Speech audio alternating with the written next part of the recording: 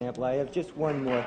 This has to do with the Ford Pinto. I'm not sure if you're aware of the recent revelations that have come out about the production of that car. Ford produced it knowing full well that in any rear-end collision, the gas tank would blow up because they had failed to install a $13 plastic block in front of the gas tank. And Ford estimated in an internal memo that that would cost about 200 lives a year. And they estimated further that the cost of each life would be $200,000. They multiplied and they found that the cost of installing those blocks in each of the cars would be more than the cost of saving those 200 lives. And over the past 7 years, the car has been produced and over 1,000 lives have been lost. It seems to me that Ford did what would be the right thing according to your policy. And yet that seems to me to be very wrong. Well, let me ask you, let's suppose it would have cost $1 billion per person. Should Ford have put them in nonetheless? You But see, it you're wasn't really a only, question of you know that. that It was you're a really question only of arguing about $13 price. each. You're not arguing about principle. No. Because you Principles cannot, nobody can take the principle. Nobody can accept the principle that an infinite value should be put on an individual life. Because in order to get the money involved, in order to get the resources involved, it's not money. In order to get the resources, they have to come from somewhere. And you want the policy which maximizes the situation overall. You cannot accept a situation that 1 million people should starve in order to provide one person with a car that is completely safe.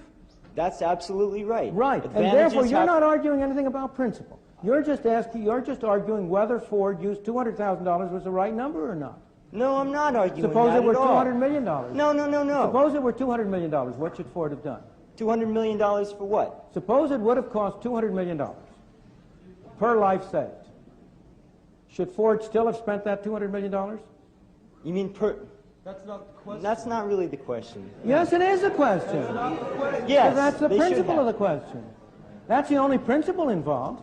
I don't know whether Ford came to the right answer or not. That's a question of whether these numbers are valid numbers for the relative costs of different things. You're not arguing about a principle if you once agree with me that if it had been $200 million, the cost per life saved had been $200 million. You would not argue. Look, let me go back for a moment. Can I say something in response to that? If Ford had not been able to market those cars in the same kind of economic bracket because of the price of installing this one plastic block, that would be a different question. Maybe Ford could have considered redesigning the whole car so as to make it cheaper. But what we're talking about is balancing advantages and balancing principles. And that's why Just a minute. You're only talking I'm a about supporter of abortion. Therefore, I don't believe that every single human life is sacred. I believe that principles have to be balanced. And yet, I don't see Ford spending $13 less on each car at the cost of 200 lives a year as being a principled position to take, and yet I think your logic requires it. Suppose it had been one fewer life a year. So that the $13 per car, so that that one life, instead of being 200 times, what's 200 times 200,000, it's 40 million. Suppose it had been one life a year, so that it cost 40 million. Would it then have been okay for Ford not to have put in that block? You can't predict that one life is going to be cost because of a physical defect in the car. This was a clear... I know, but you're evading the question of principle. No, I'm not. I'm saying that they knew before they put the car out that there was a mechanical defect in it. You know when you buy a car, you know that your chance of being killed in a Pinto is greater than your chance of being killed in a Mack truck. No, I didn't. I didn't know that the gas tank would rupture. Of course it is a question. Well, every one of us separately in this room could, at a cost, reduce his risk of dying tomorrow. You don't have to walk across the street. Of course. The question is he willing to pay for it? And the question here he should be raising, if he wants to raise a question of principle, the principle he should raise is whether Ford wasn't required to attach to this car the statement, we have made this car $13 cheaper, and therefore it is whatever the percent is, it is 1% more risky for you to buy it. But why? Now then he would be arguing a real question of principle. Why should they do that? Doesn't that interfere with the free enterprise system that you're touting? No. Why not? Because the consumer should be free to decide what risk he wants to bear. If you want to pay $13 extra for that, you should be free to do it. If you don't want to pay $13...